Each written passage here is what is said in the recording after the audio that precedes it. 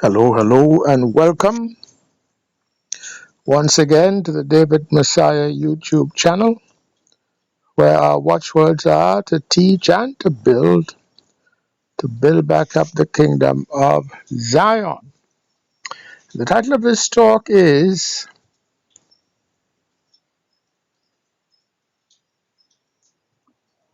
The Eviction, the Throwdown, and Zion. The Eviction, the Throwdown, and Zion.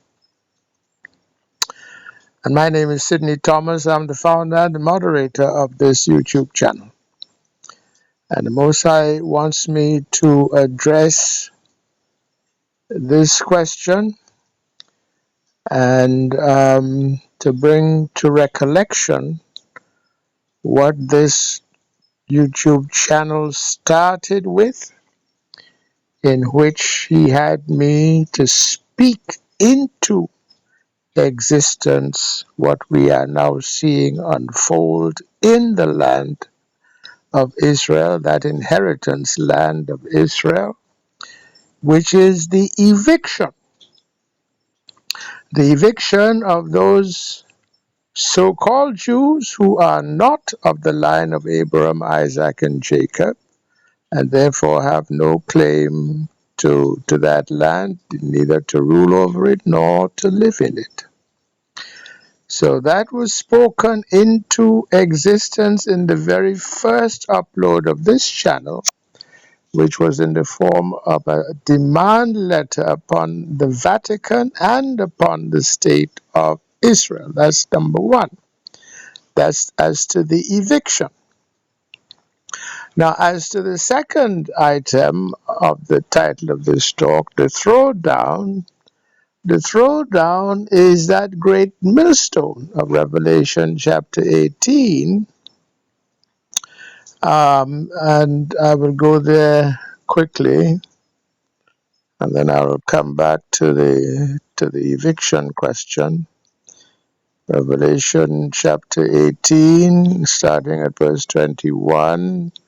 And a mighty angel took up a stone like a great millstone, and cast it into the sea, saying, Thus with violence shall that great city Babylon be thrown down, and shall be found no more at all. So that's the throwdown, and that has been now spoken into existence in a very recent upload, in which I was called to say by the Most High that indeed this day of vengeance, that is another word for it, this day of vengeance was to have taken place on October 2nd this year, which was the Day of Atonement.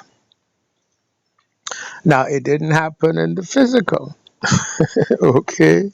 And this has been a mistake that I have made and seem to want to continue to make. Such is my anxiousness and my hurry to see prophecy fulfilled. You know, it seems to be taking quite a long time, but the same pattern has sort of taken shape, so to say, whereby these dates that he has given me to give, which are a little bit embarrassing because they don't happen in the physical. They happen first in the spiritual, and then over time it works itself out in the physical. That is the pattern that has been observed and seems to be continuing. Well, that is as to the throwdown. And the third item is Zion, because all what this is leading up to is Zion. And let us go there quickly to Revelation chapter 14, verse 1, where it says, And I looked, and lo, a lamb stood on the Mount Zion, and with him 144,000, having his father's name written in their foreheads. So this is a reference to Zion.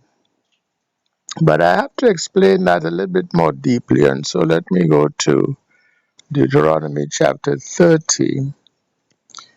And I also want to come back to the idea of the mistake that I keep making, which is in a sense to my embarrassment, but also it serves a useful purpose, no doubt, from the Most High's perspective.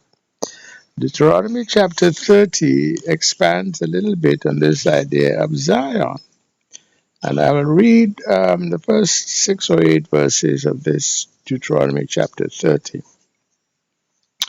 And it shall come to pass, when all these things are come upon thee, the blessing and the curse, which I have set before thee, and thou shalt call them to mind among all the nations, whither the Lord Yahweh thy God hath driven thee, and shalt return unto the Lord Yahweh thy God, and shalt obey his voice, according to all that I command thee this day, thou and thy children, with all thine heart and with all thy soul, that then the Lord Yahweh thy God will turn thy captivity and have compassion upon thee, and will return and gather thee from all the nations whither the Lord Yahweh thy God hath scattered thee.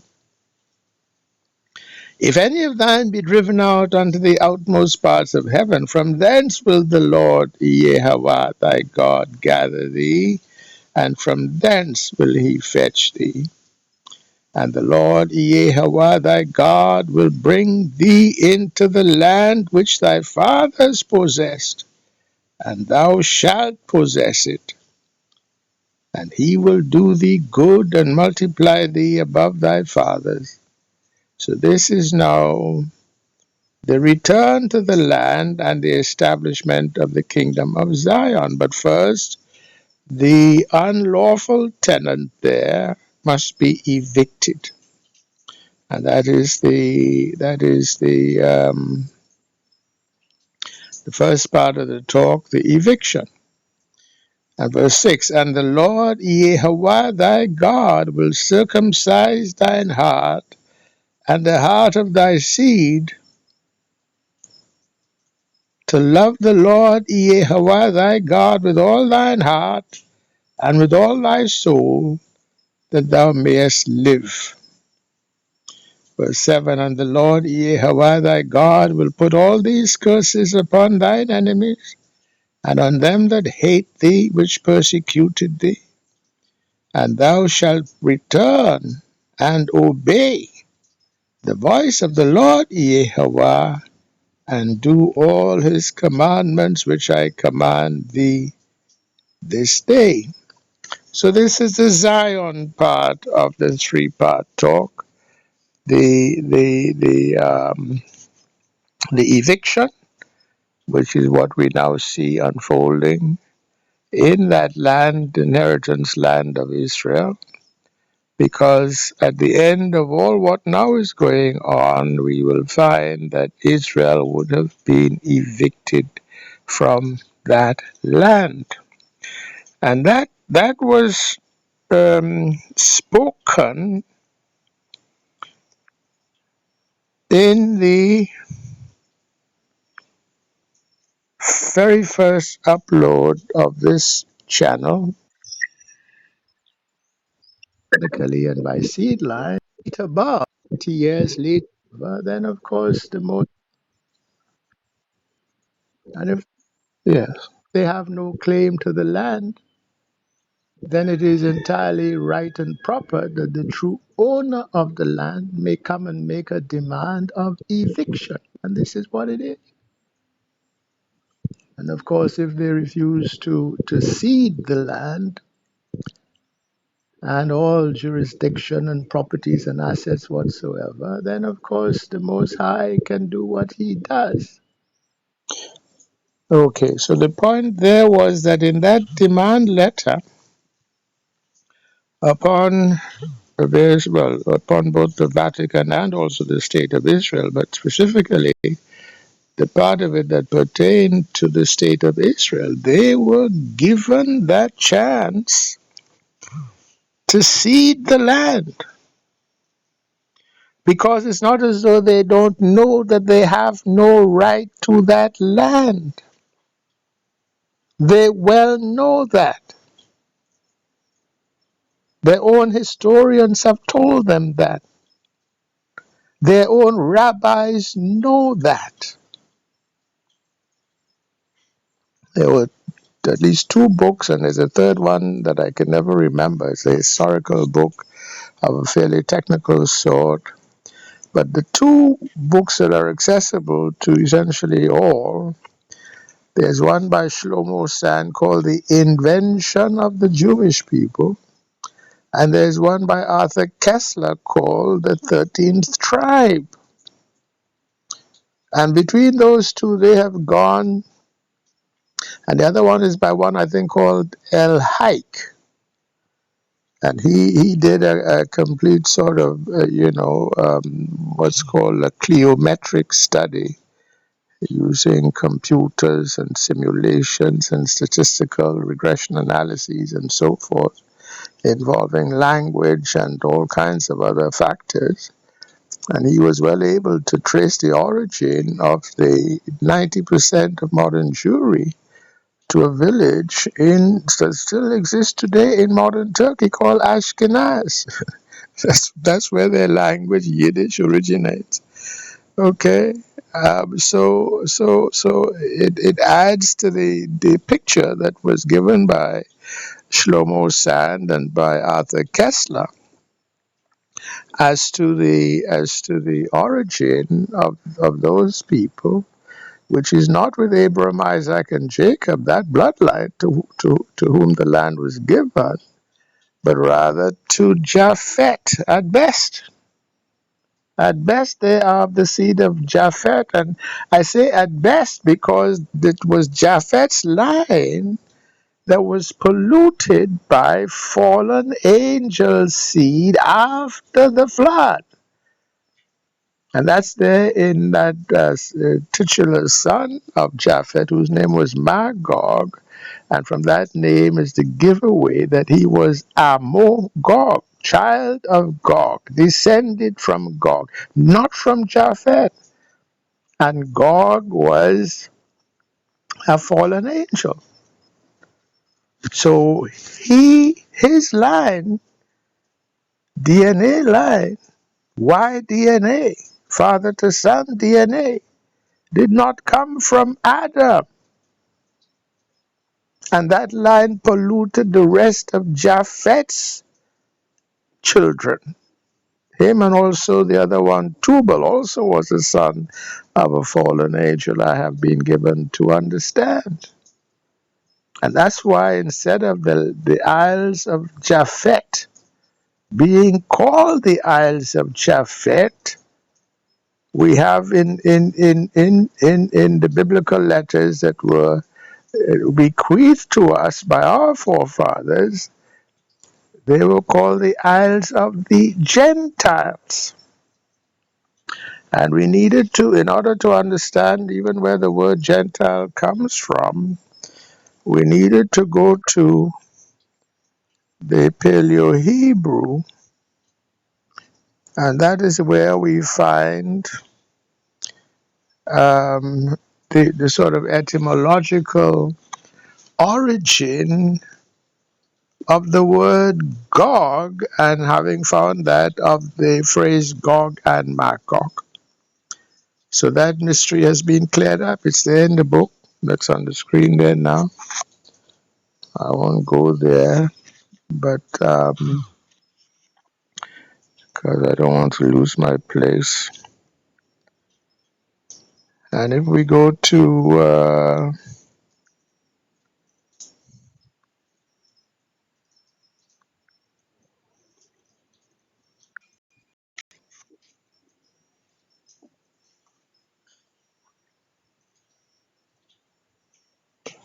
if YouTube will cooperate, because my connection to the internet is iffy at best.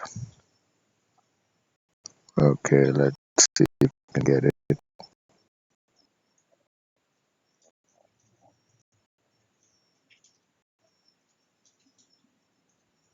Because I did an upload on the topic of Gog and Magog, and I will just show you the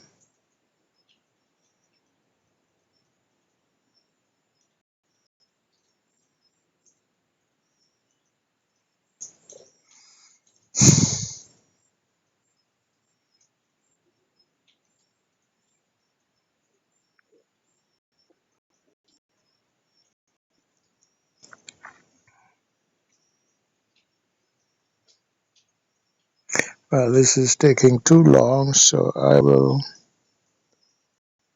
pause it there and carry on with the presentation. But if you go to that upload entitled Gog and Magog, you will see that those bankers there in the city of London, which is that 1 square mile area within the heart of larger metropolitan London, from where they rule world finance. It is from there that they rule essentially the Federal Reserve System of the United States, which is not federal. Okay, it's owned privately by these people. And every year, once a year, they have a little ritual that they perform in which they drag out two statues, one that they call Gog and the other they call Magog, letting you know that they know their connection to Gog and Magog, and letting you know that with that connection to fallen angel seed, they have, they would be what would have been the original Gentiles after the flood on the planet. That's what Gentile literally means. Gen, the prefix there, gen, comes from two Hebrew consonants. The first one is Gia, depicted by a wick, and carries the meaning of a twisted thing like a wick, or a wicked thing like a wick, whose who the purpose of which, or the destiny of which, is to be burnt. So that is the idea of wicked. And then the second consonant is Nun, depicted by a seed, and that represents a continuation of something, or the son, son, of something. So Gien literally means sons of the wicked, referring in particular to fallen angel seed line. And Japhet's line was polluted by that, by in particular that fellow Gog, fallen angel Gog. And by the way, the Philistines over there in the land of Israel today still, they are also polluted likewise. That's why there were giants in the land. Goliath was one of those. Okay, and the Canaanites also. Because the two traits that went along were the offspring of fallen angels. One was paleness of skin, and the other one was giantism. So when you read about giants in the land, like Goliath, like that other one, I've forgotten his name now. I've forgotten. I think one was called Og. Yes, Og. But he was a Canaanite. That is an indication that they were also Gentiles, polluted in the same way by fallen angel seed line. And that was in accordance with Enoch's prophecy in chapter 106, verse 19, in which he said that wickedness that was there before the flood, and was the principal reason that the Most High brought the flood upon the earth, that would continue even after the flood. Perhaps not to the same degree, but it would continue. Okay, so This ties in with what is going on there now in the inheritance land of Israel. And as I say so, I must also mention that the children of Abraham, Isaac, and Jacob were not only given that inheritance land, originally called the land of Canaan, because Canaan had gone and occupied that land when he ought not to have, and the Philistines likewise. Canaan was the direct son of Ham, and the Philistines were related to Mizraim, Egypt, both Hamitic. And that land had been in a division that the three sons of Noah had agreed, Ham, Shem, and Japheth. That land had been given not to Ham but to Shem. So Canaan had no right there, and neither did the Philistines. So that when the children of Israel were taken up out of Egypt, the Most High brought them to that land, which was called then the Promised Land. But let me call here now the inheritance land. That was the first inheritance. But in addition to that, the children of Israel were given promised lands all over the world. We were scattered out, the northern tribes in particular were scattered out to all manner of various promised lands, including the Americas, including the far South Pacific, including Northern Europe, Western Europe, including what is now Sub-Sahara Africa. These were all lands as described at 2nd Ezra chapter 13, where never before mankind dwelt. So this was additional, if you like, to what had been agreed and recorded at Jubilees chapter 8 in terms of that division of the land that the three sons of Noah had agreed. That division did not encompass all the earth. It really only spanned that area close to the Mesopotamian region, the land between the two rivers, which is where mankind restarted to replenish the earth from. And it was demarcated by various mountains and rivers and so forth, which obviously didn't span all of the earth. You understand? But the children of Israel then became the aboriginal people of all of these other promised lands. Okay, so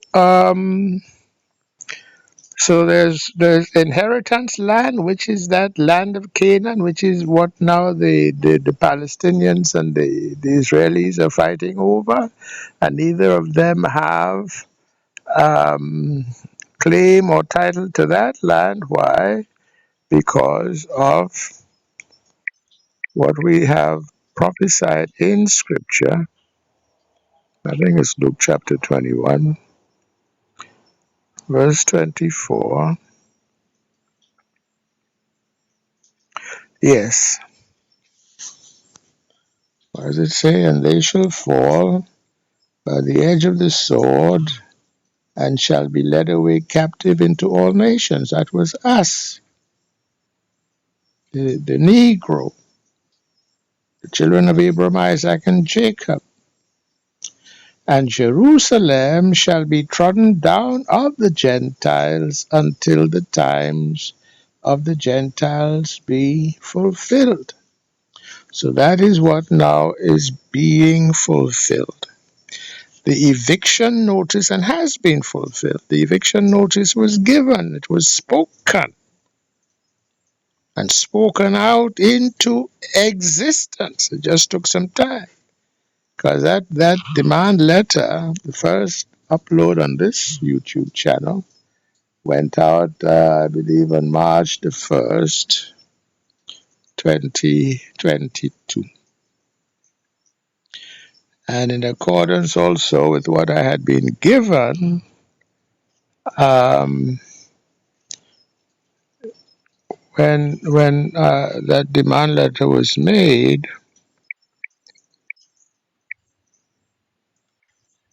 he had told me that this verse here, Revelation chapter 18, verse 2, would be fulfilled, and it was fulfilled, but only in the spiritual, and I thought it would be in the physical. Verse 2, and he cried mightily with a strong voice, saying, Babylon the Great is fallen, is fallen. That was to have taken place on March 25th, which was the third day of the new year 6008 on the Most High's calendar. And by the way, I need to just make a remark about the Most High's calendar and how it came to me, because He has given me the gift of Urim et Tuhumim, Urim and Thummim. So I can ask these questions and get reliable answers. Now, if I come, with a confusion of mind with the question, yes, then whatever answer comes out of it, likely in the same way, it would also be a bit confused. So there's a limit to Urim and Thummim in terms of it's only as good as we say in the computer science business, garbage in, garbage out. You ask a stupid question, don't expect to have an answer that makes any necessary sense. You understand? But as a matter, on a matter like this, in what year are we? Counting from day one, year one on your calendar, Father, when Adam was created in the garden. That is a very hard, fast, and specific question. There is no confusion of premise that can interfere with the answers then given. So if we are now in year 6009, that means that year 6000, which would represent 120 jubilee cycles of 50 years from the birth, so to say, or creation of Adam in the garden, okay, was in terms of the Gregorian calendar, year 6000 was 9 years earlier than where we are now, which is 2023. So that was what? 2014. Which lets you to know that and this is a little footnote I want to add to that piece of information, 2014 would have been a jubilee year. Because jubilee years are every 50 years. Simple. You can make it complicated, but it's as simple as that. Go back 50 years, what happened in 1964? That would have been another jubilee year. 1964 was in America, certainly, the Civil Rights Bill. Go back 50 years prior to that was 1914. That was the year that Marcus Garvey instituted the United Negro Improvement Association. And with it, all that ferment, first sort of revolutionary movement that was worldwide, involving the Negro people and our awakening. Go back 50 years prior to that was 1864. What happened in 1864? That was the year of the Emancipation Proclamation in the United States,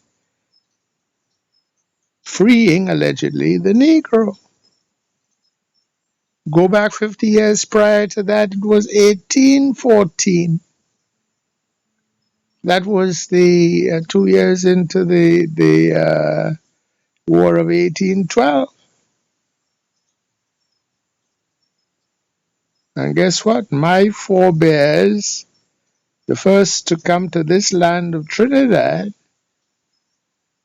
joined up with the British as part of the British Corps of Colonial Marines saw action at the Battle of Bladensburg, and having joined the British Corps of Colonial Marines, were given their freedom. Okay, so that was a big sort of another kind of powerful work indicating the sort of gradual rise of the Negro from this state where we had been driven by the sword into all these lands into captivity.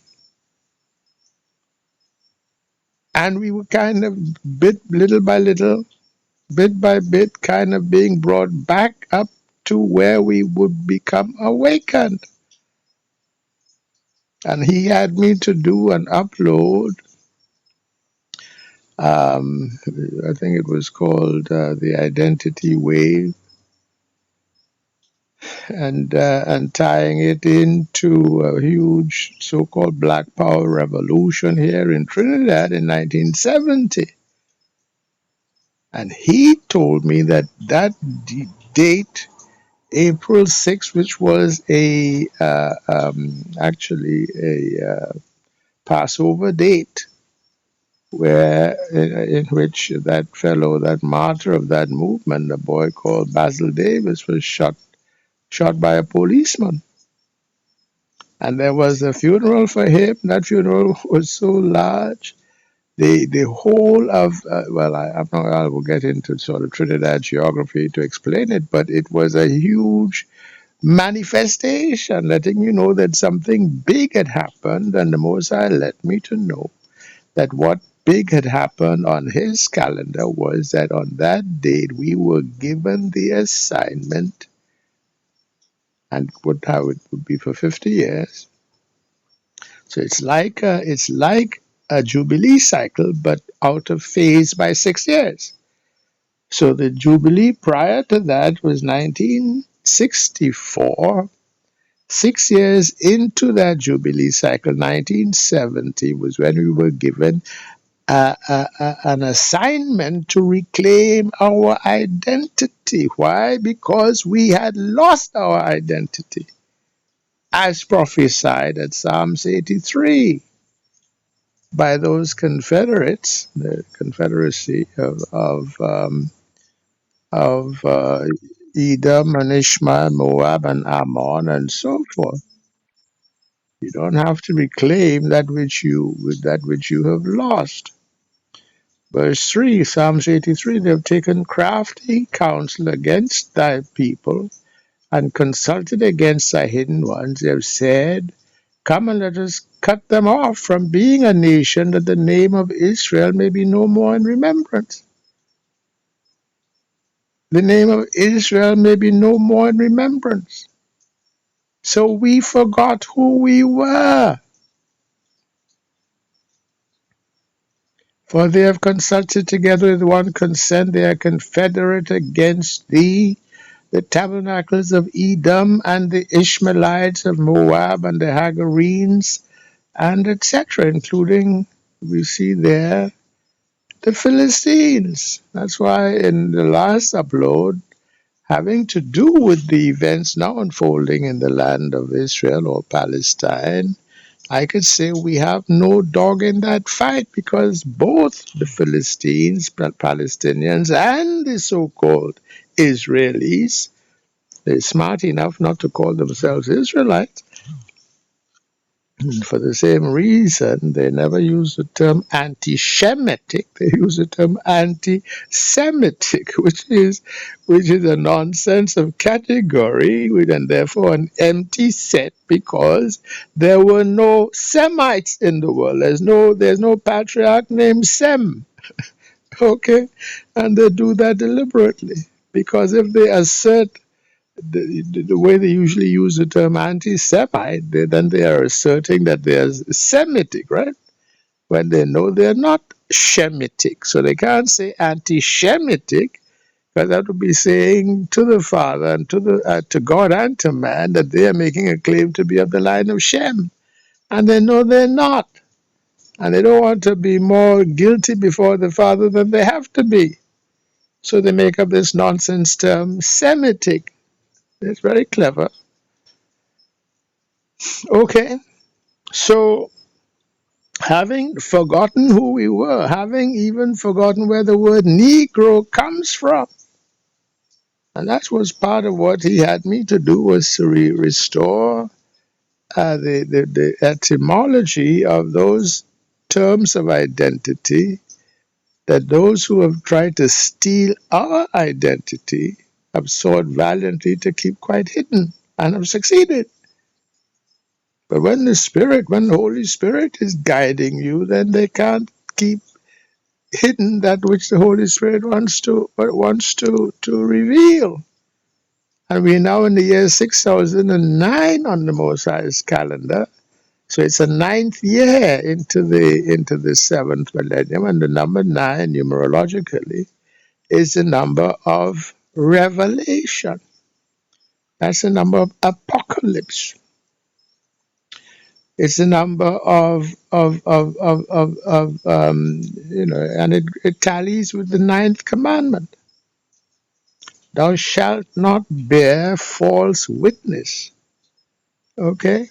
So the number 9 energy is about witness, about truth telling and tale bearing, and trying to hide that which in a number 9 kind of under the influence of the number 9 vibration, that which then would tend to come forward.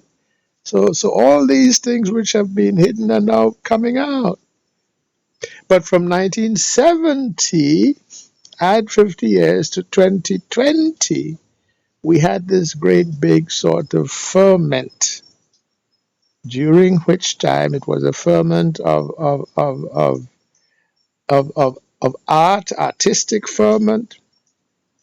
The Negro kind of was made to look in the mirror and see himself in a way that he had not seen himself before.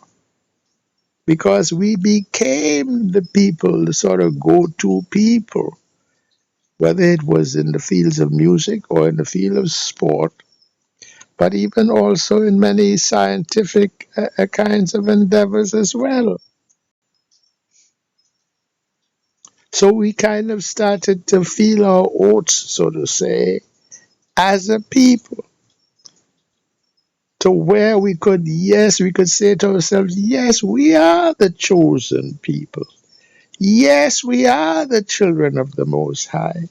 Yes, we are those chosen ones. Prior to that, it would have been very difficult. Only a very, very few of our people would have had that sort of insight, guided by the Spirit now, to understand that that's exactly who we were always. But we had gone into captivity and had been so beaten down that we didn't really know who we were and thought that we were less, and certainly we were. That was one of the curses. That if we disobeyed that law of the covenant, even the stranger in our midst would rise up high above us.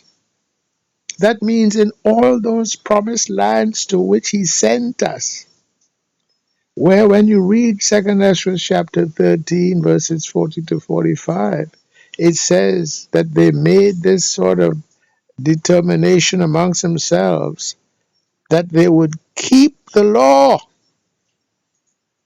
that they had not been keeping, which is what led us to be scattered out of the Holy Land in the first place. And for a while they did so, this is the story of the Book of Mormon. For a while they kept it, and then they fell away. And then as they fell away, the Most High sent against us those who would enslave us. And so we were enslaved there in the Americas. We were enslaved in the South Pacific. In the South Pacific, there's a particular, the case of Fiji is very sort of close to my heart because it's so similar to what we have endured and suffered here in the land of Trinidad. Because after 60 or so years of independence, the Negro is still very much at the bottom of the society. That's addressed at some length in chapter 6 of the book, The Coming of David Messiah. Because the English, when at the time of emancipation, the planters thought, well, look, we can't just be sort of at the mercy of these freed Negroes in terms of labor availability. Let's go to India and bring in these Indian people as indentured laborers, as a sort of a buffer between the planter class and the Negro. And they did the same in Fiji. And the same happened in Fiji. Those imported indentured laborers came to rise up high above the indigenous Fijian, who, by the way, are using Urim and Thummim, not population DNA analysis, because if you do population DNA analysis, you would be led far astray as to that. But the Fijian people are of the tribe of Reuben. Okay? They are also of the tribes of Israel. Same in Hawaii. So everybody came into Hawaii and vaulted over the native Hawaiian. From the Filipinos to the Japanese to the Chinese that went in there, and of course the white people that came from America, and in effect, um, you know, performed a coup against the indigenous queen there in that land. That was a plutocratic coup of the rich planters who came to preach the word and to do good, and ended up doing quite well for themselves. So this is the scope here, and I don't want to say much more than that. Um, the eviction that was spoken into existence and was fulfilled um, in the spiritual as early as the third day of the new year 6008. And I had been kind of maybe the thought, the wish being father to the thought that, okay, that would have taken place in the physical. No, but then he let me to know which I ought to have known. And so he had to correct me as to that. And this is the idea. TSP, which is stands for the sealed portion, which is a part of the Book of Mormon. And the sealed portion was only fairly recently unsealed. Anyway, there's in chapter 21, verse 63. And I will read, we read from the beginning. And as I was alone, so shall he be. Nevertheless, after these things shall be revealed unto the children of men, then shall he find those of the elect who shall help him to bring this work unto all the children of men. And the elect shall begin to gather from the four corners of the earth. But this gathering shall not be done in haste, nor shall it be a physical gathering, but it shall be a spiritual gathering. So this was the mistake that I kind of made and kept on making. I made it at the first when I'd been given a date. I'd been given a date for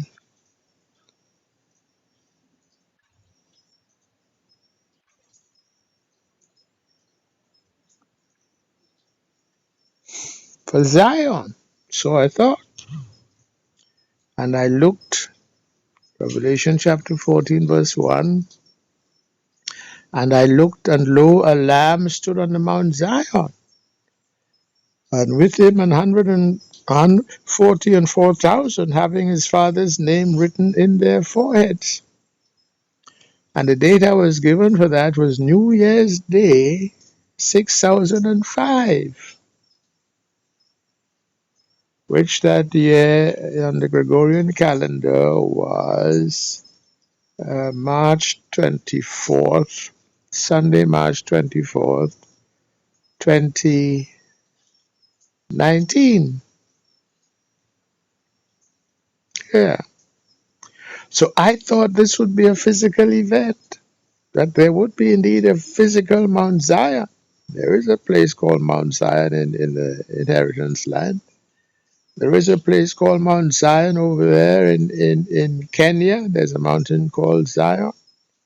So I thought somewhere, wherever Mount Zion was, would be this gathering. And the Lamb, meaning Yeshua, would come down and be at the head of the 144,000. So I thought that would have taken place on that New Year's Day, 6005. And it took me a good 2 years to understand that no, that was in the spiritual only. But that was the kickoff date for the events of the end times timetable. And then when he had me to make that demand letter upon the Catholic Church and the state of Israel, and he gave me that Revelation 18:2 date, which was the third day of the new year, 6008, March 25th, 2022. That was last year. I thought, and Babylon is fallen. I thought that would be in the physical, and we would see some clear evidence of that. And no, that also was in the spiritual, and yeah, it is now working itself out in the physical. And so, on the fairly recent upload having to do with um, what I'm calling here the throwdown, or in other words, the day of vengeance. Yes, he gave me a date again, and that date was coincident with the Day of Atonement, and that was October 2nd this year on the Most High's calendar, and that hasn't happened yet. But that too, I should have understood. But there's we all have we so keyed and tied up and wanting to see Zion come. Okay, that we want it to happen at a faster pace, and the Most High indeed has in mind. But the pace at which he is doing it is indeed most exquisite. What is happening there in the well, they're calling it the Middle East, in that holy land, the land of that was the inheritance land, shall we say, of Israel. It is so exquisite. I mean, I don't want to say, it sounds a little bit, harsh, and it sounds a little bit callous, because of the clear sort of program of genocide that's been going on, and indeed, to some degree, on both sides. It's been a tragedy for those who have been its victims. But what I mean to say is that you could see how the forces are lining up. Israel has that land, the Israelis, when I say Israel, the Israelis have been a kind of an invincible power in that land because their time was not yet up.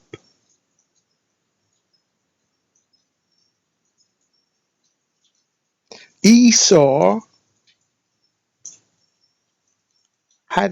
was wielding the dominion. So anything that Esau wanted, however wicked, Esau was allowed to have. And so the Israelis came to think that they were indeed invincible because all the Arabian nations round about were arrayed against them. And in fact, their ability to secure victory after victory was taken by them as fulfillment of prophecy that that land was given to them. And so they had the power to subdue all the other nations round about. But all that was going on was that they were part of Esau wielding the dominion.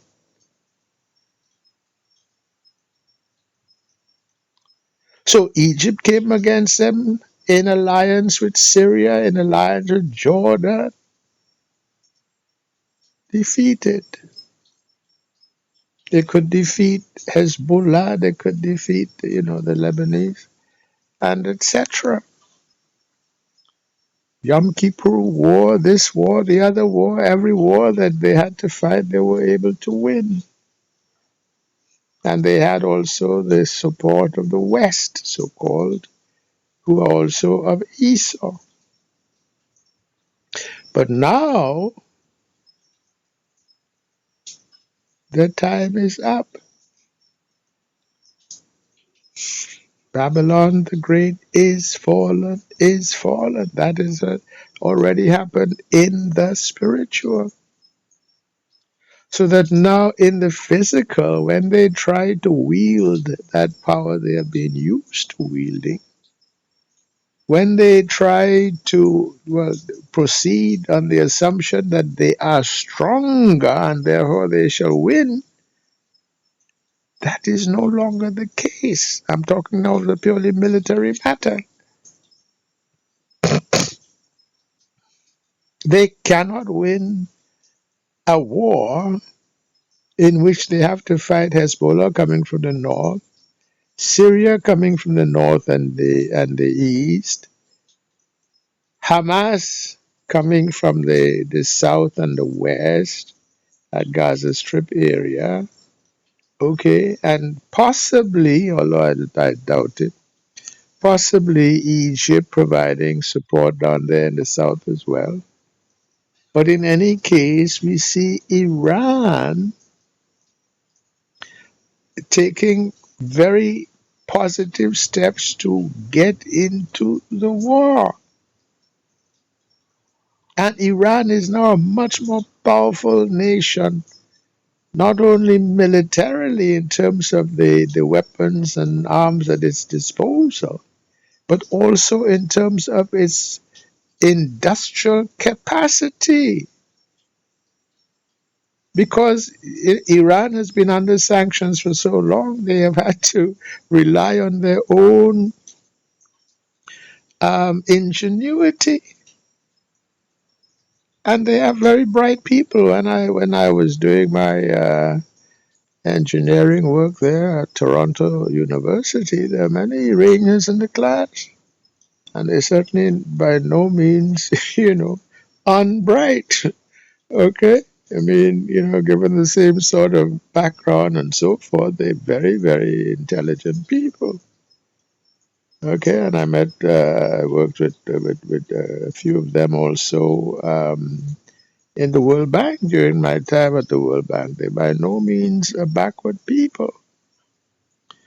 And in some of the academic work that I've done in a very sort of arcane field involving fuzzy logic and how that intersects with probability and statistics in terms of uncertainty analysis, and uncertainty logics more generally. There's some serious kind of mathematical work that needs to be done in that area. involving sort of fuzzy partial differential equations and so forth, which with also, probabilistic aspects to it. Um, and I remember doing some work in that area, and when I searched literature, it was Iranians who had been doing a lot of work in that area. And by the way, this is the kind of work, if you do it right, it can, I've seen what their esteemed brother, the Russian fellow Andrei Martyanov, he has a very interesting YouTube channel.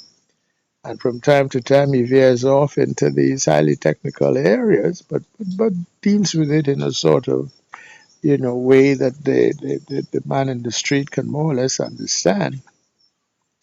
But I remember at one point, he dealt with the issue of hypersonic missiles and what it would take, to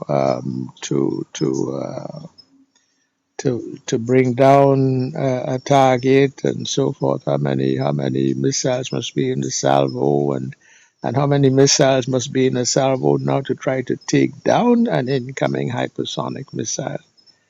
And the kind of uncertainty logic that he is using is purely probabilistic. And I could see straight away, yeah, but you could extend it to include some fuzzy logic along with the probability logic. And if you could do that, then you could have actually a better, more accurate kind of system for targeting, incoming missiles and etc. And for targeting targets as well, So the Iranians might already be doing that because the mathematicians have certainly gone far in that direction. And by the way, just very, very by the way, the, in this land of Trinidad, we invented that thing called the steel pan. And if you want to understand, mathematically, how it is indeed that that steel pan thing works, and to explain its very peculiar sort of, dynamics, what do you call it? There's a kind of audio spectrogram that it has a kind of a signature. Um, Again, you must bring fuzzy logic kinds of concepts into it. Not so much probabilistic, but certainly fuzzy logic concepts into it. And there is where you would be needing to be able to solve partial differential equations over a fuzzily specified kind of a shell. I did some work in that area, and it's a very difficult subject. A lot of people have tried to work on it, very good physicists and mathematicians, but they haven't had that idea of the fuzzy boundaries to these kind of shells, musical notes, which could be likened unto a shell. But if you do that, then you're able to. Well, anyway, let me not go off on a huge tangent as to that. Point only being that the Iranians are now far, far more advanced they than the West wants to give them credit for. And on top of that, the Russians are backing them, and the Chinese are backing the Russians. So that when Putin responded to that, the move by the United States to put, not one but two carrier battle groups in the Eastern Mediterranean, I mean, I could see in what he was saying, he was even laughing at them. I mean, not so kind of out in the open, but that was the undertone to his response. Because his move on the chessboard was very simple: four MiG 31s on permanent patrol in the Black Sea, and he letting them carrying Kinjal hypersonic missiles and reminding the Americans that right now they have no defense whatsoever against those Kinjal hypersonic missiles. None whatsoever.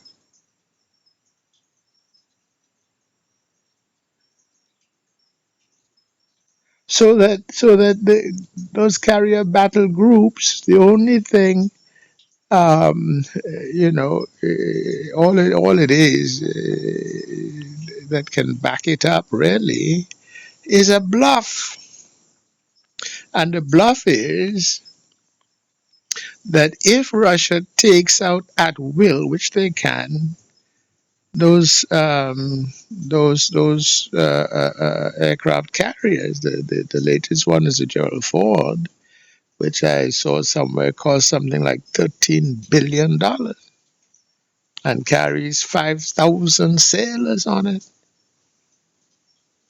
I mean, Putin acts with restraint, but he's letting them to know, look, don't you can't if you put those carrier the battle groups there as a deterrent against Iran and against Russia, well, okay, the next escalation move that you have is nuclear. We can escalate to remaining very conventional. And he also let them know sometime earlier that with the Sarmat system, which is now deployed, using the Sarmat missile, they can basically target any command center in the world wherever located, and there is no defense that the Americans or the Europeans have to what they can do with the Sarmat missile. And those two are hypersonic. And they would be coming in at such a rate of speed, they're not even going to pick them up on their radar and whatever else, before basically boom. And they can take out, if they want, they can take out the Pentagon, they can take out Foggy Bottom, State Department. They can take out Langley over there in Virginia, Northern Virginia, which is the home of the CIA. They can take out the White House. Now, Putin, being as restrained as he is, he's not going to do that lightly because, for obvious reasons, in ordinarily, if you take out the leader of a country, all that will do is inflame that country, and they will now come against you, and they may, and there's a craziness amongst the Americans in that regard. They may launch nuclear, in which case there is this sort of restraining doctrine called MAD, mutual assured destruction. Because if either side goes nuclear, it's not a case, well, if you strike first, you're going to win. No, because both sides will have, even if all land-based kinds of missile sectors are taken out, there's still each side has a submarine fleet that can be given sort of dead hand orders to launch and completely take out the other side. And that is why it's called MAD, mutual assured destruction, so that nobody wins a nuclear exchange. However, when I look at prophecy, as opposed to when I look at whatever the military scientists now take to be the likely scenario of a nuclear first strike by either party. When I look at prophecy, I don't see anything in prophecy that answers to the description of mutual assured destruction. That's not going to happen. And that was just there in what I just read at Deuteronomy chapter 30.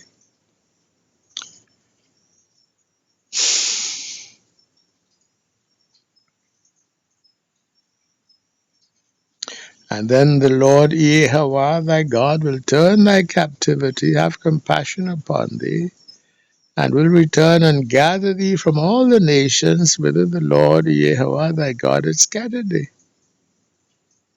If any of thine be driven out unto the outmost parts of heaven, from thence will the Lord Yahweh thy God gather thee, and from thence will he fetch thee. That's not mutual assured destruction.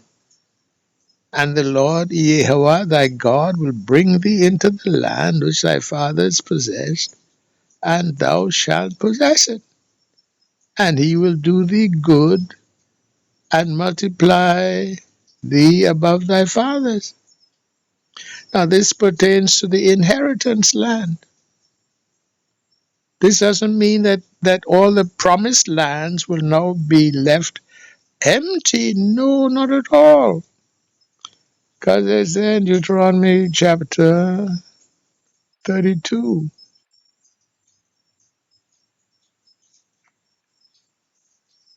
verses 8 and 9, I believe. Verse 8, when the Most High divided to the nations their inheritance, when he separated the sons of Adam, he set the bounds of the people according to the number of the children of Israel. For the Lord's Yahweh's portion is his people. Jacob is the lot of his inheritance, according to the number of the children of Israel. So that land over there, the inheritance land, is way too small now for the population of Israelites around the world. Just sub-Saharan Africa alone, and all the Bantu Israelites are easily getting up close to 1 billion people. Certainly can't fit in that inheritance land. But some will be brought over to that inheritance land, indeed. And Most High let me to know some time ago that the inheritance land would become like how Washington D.C. is. It's sort of like a federal area, federal capital for the rest of the United States. So that every state in the union would have its representatives deputed to the District of Columbia, which is that federal capital area. Okay, so the inheritance land of Israel will become like unto a sort of a federal capital for the worldwide children of Israel, Zion, who would have been spread far flung across the world.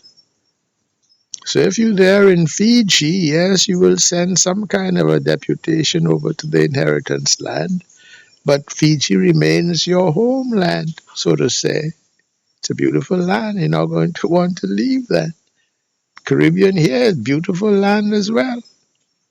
All the land over there in the United States is beautiful land. I lived in that Georgia area, beautiful country.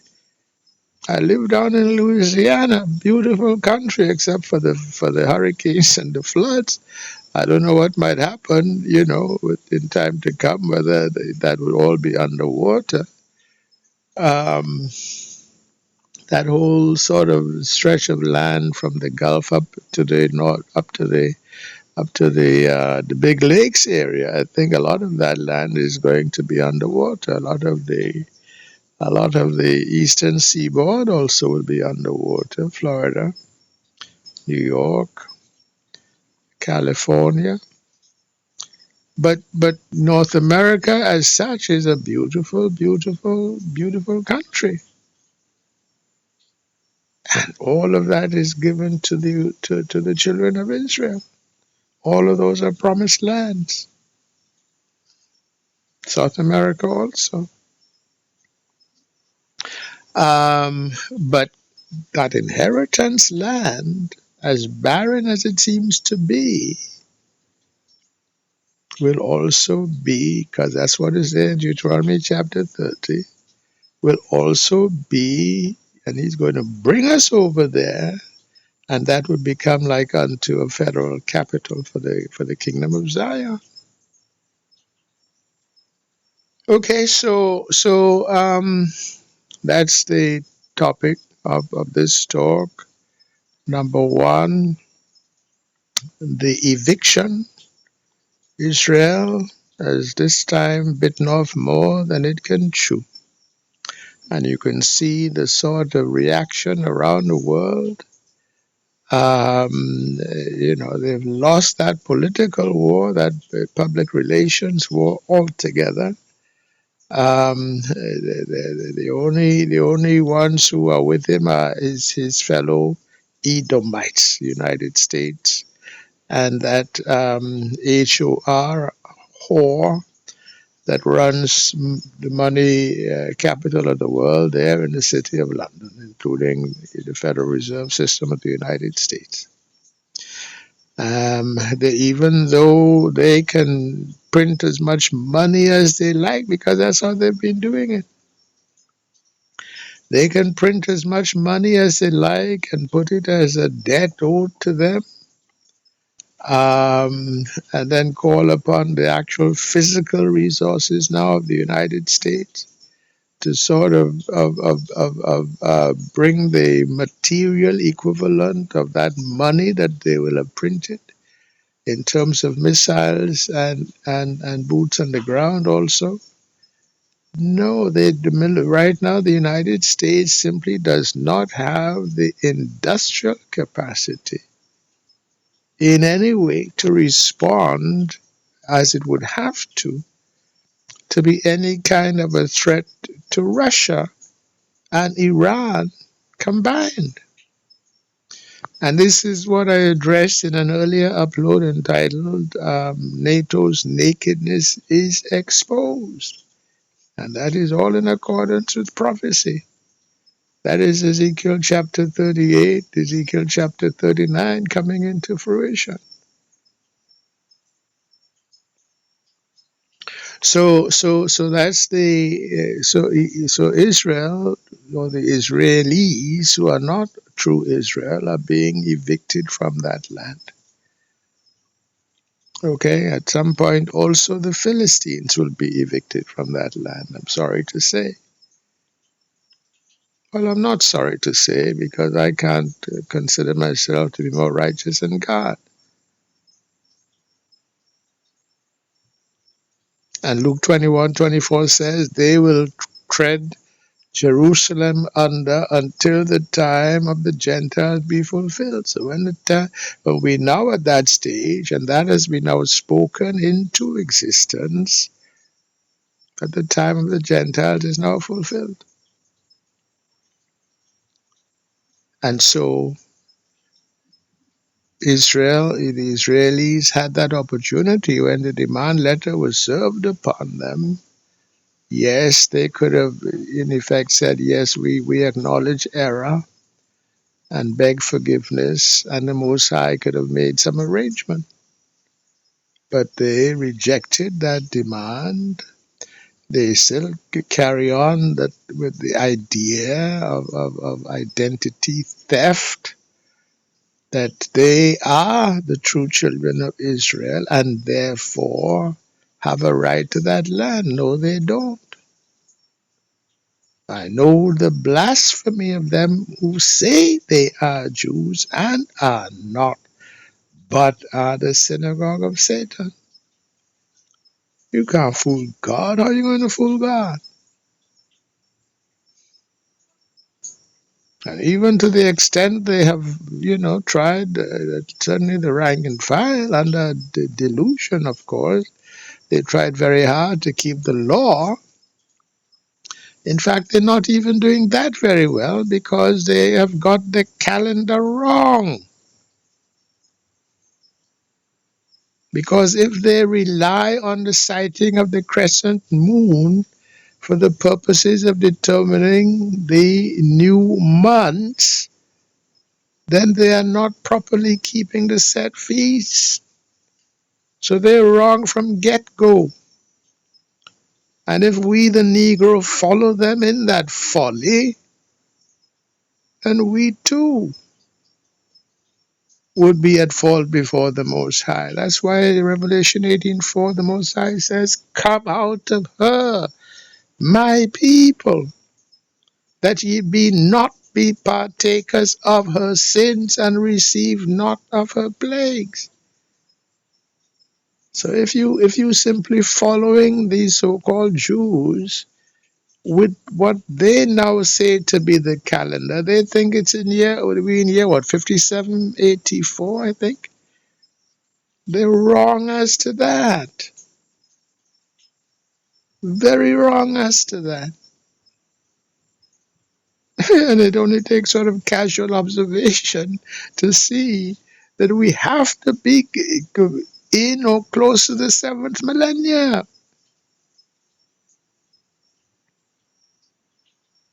And yes, things that, are unfolding at a slower pace than certainly I would prefer. But that also was prophesied by Habakkuk. Habakkuk chapter 2 there says, forget exactly the words of it now.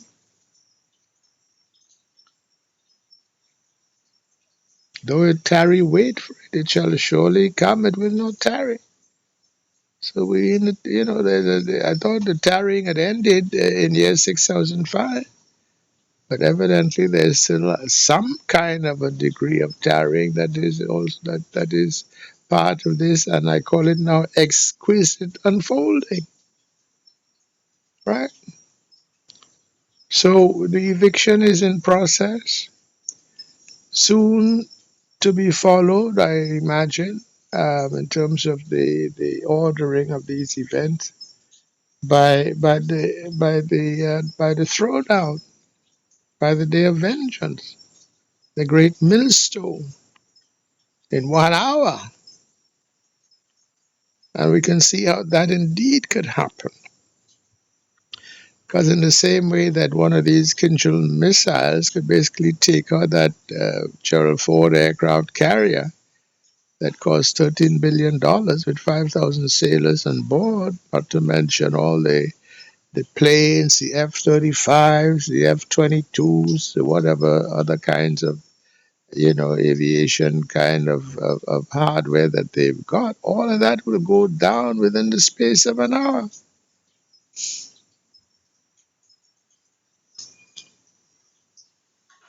And in the same kind of way, in effect, a whole city can be brought down in a similar kind of a way. Okay, so that's the throwdown. And after that is coming now Zion, restored Zion, where um, uh, uh, uh, we would be given back that land, that inheritance land, as well as keep all the promised lands that were also given to us. But we have to return unto the Father. That is what he's saying. Now, he let me to know that 99.9% or more are simply not following his law at this point. But he also let me to know that he will, out of his mercy, and that's there in Scripture, Zechariah chapter 13, verse 8, that even though 2/3 will be cut off, a third he will select. But what he's looking for are those with a pureness of heart, no deceit in their heart, no lies in their mouths,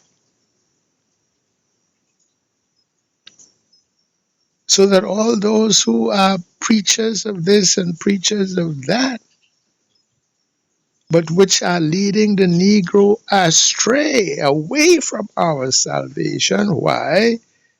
Because if you are preaching and teaching man-made religion, I don't care whether it is Christianity, whether it is Islam, whether it is Buddhism, whether it is Hinduism, whether it is Shintoism, whatever the or Judaism, whatever the ism,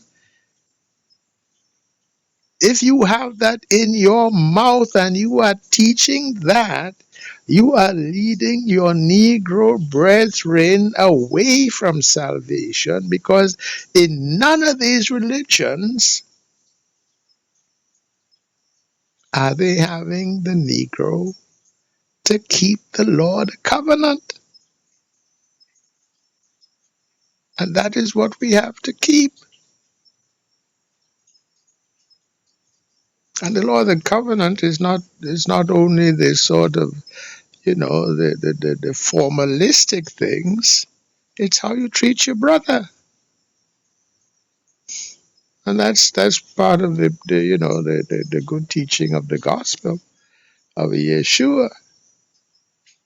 But they've taken the gospel, the sort of good news, under which Yeshua could be now lamb and priest and temple. And so, a lot of the weight of compliance that was there, that has been taken away. Now we've taken that as a sort of an excuse now to essentially do away with the law. No, you still have to keep the covenant. Because the law has not been done away with, and Yeshua is quite plain when in Matthew chapter 5, verses 17, 18, that he did not come to do away with the law or the prophets. And that law will not be done away with until heaven and earth pass. So no. And that's what religion has brought us Negro to that place where we turn our heads over, and I dealt with that to some degree on another upload about the battlefield of the mind and etc. We've turned our heads over to those Gentiles, and we have allowed the Gentiles to try to teach us our word. No, no. Okay, and I dealt with the sort of, the cosmological kind of ideological kind of lies that they have been foisting upon us, the religious lies they've been foisting upon us, the political ideologies, which also another set of lies they've been foisting upon us. We have to get away from all of those. And I didn't mention some of the other battlefields of the mind ready, which for example is drugs. That was a great problem here in the Caribbean, with the reggae music that came along and the Rastafarian movement that came along with it. Along with it came this license to be smoking weed all the time as though that was a sacrament. No, that's not how you use it. It's an abuse of the herb to use it in that way. And of course, if you're abusing the one, it's easy now to abuse the other. And you leave your communities wide open to a kind of different kind of rapine and pillage, which is what, the drug trade has brought about. The crack cocaine, and now we're into some new things, fentanyl and crank, and I don't know what else. No, we have to kind of wise up to all these assaults upon the Negro and the Negro mind, trying to cut the Negro off not only from remembrance of who he is, but to cut him off from salvation, which is what happens if we disobey his law, the law of the covenant. That's why 2/3, that's a big majority. 2/3 of us are going to be cut off.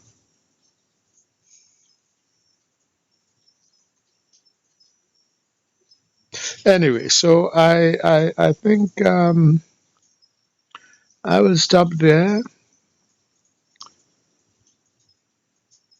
I will stop there. Eviction about to take place. The throwdown to follow shortly thereafter. And then Zion to be restored. So with that, I give all praise, I give all thanks unto the Most High God, Yahweh, and to all those still listening, I say Shalom.